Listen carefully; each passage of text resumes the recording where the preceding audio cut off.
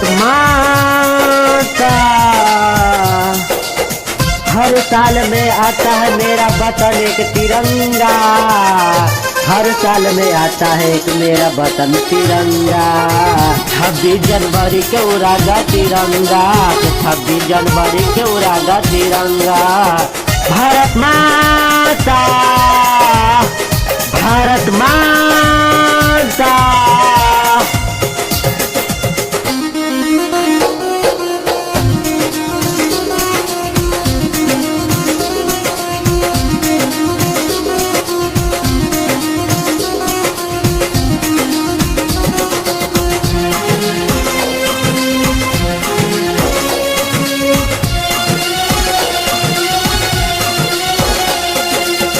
भारत माता के लेके चल मेरा तिरंगा, भारत माता के लेके चल मेरा तिरंगा।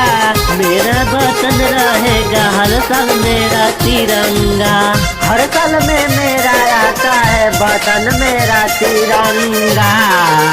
26 जनवरी के उड़ागा बिहार में तिरंगा, 26 जनवरी के उड़ागा मेरा बिहार में तिरंगा।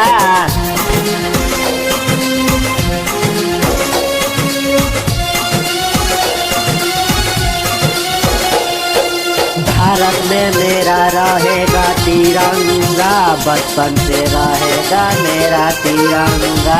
भारत में रहेगा तिरंगा, बचपन से रहेगा मेरा तिरंगा। हर साल में आता है मेरा तिरंगा, हर साल में आता है मेरा तिरंगा। के 26 जनवरी में उड़ेगा तिरंगा, के 26 जनवरी में उड़ेगा तिरंगा।